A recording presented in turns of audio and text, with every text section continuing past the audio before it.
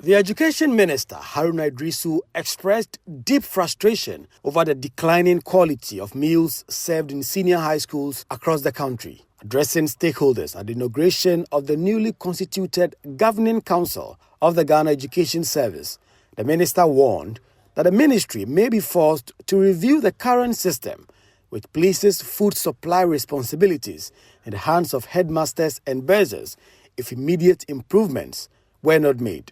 He tasked the Ghana Education Service Director General with launching an internal audit of the food supply chain and conducting surprise visits to schools to ensure standards are met.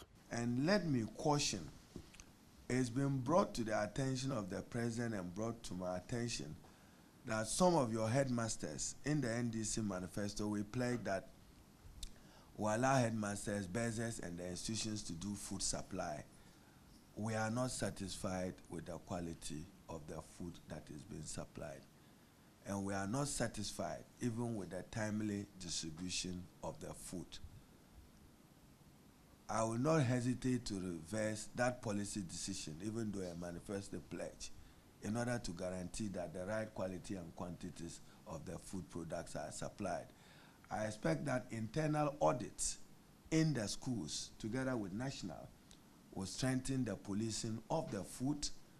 And once in a while, maybe Director General, you and Professor Avoke, you can even have an announced visit to the schools at the time that they are having their meals, in order that you can appreciate the quality of food that is being served.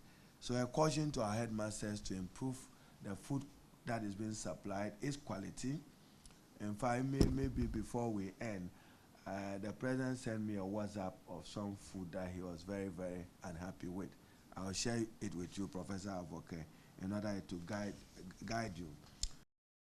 Beyond the issue of food quality, Haruna Iddrisu raised concerns about student safety following reports of students carrying dangerous weapons such as knives and firearms onto school premises. He called for decisive measures to address this worrying trend. Safety of people and safety of teachers. You've heard the stories of gunshots in an educational institution. You've heard the stories of knives and others using it on our school campuses. As I said earlier, this is not Ghanaian. You have to take immediate, proactive, critical steps to guarantee safety in all our educational institutions.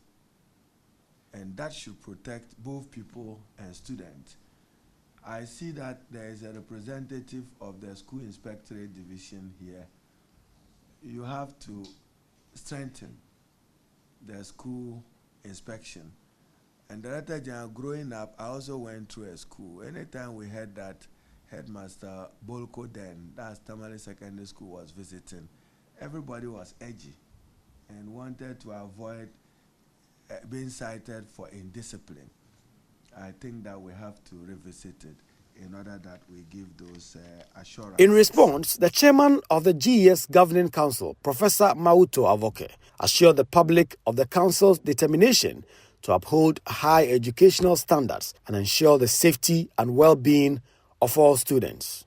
We have also taken notice of the widespread violence in our schools today, which requires immediate and proactive response.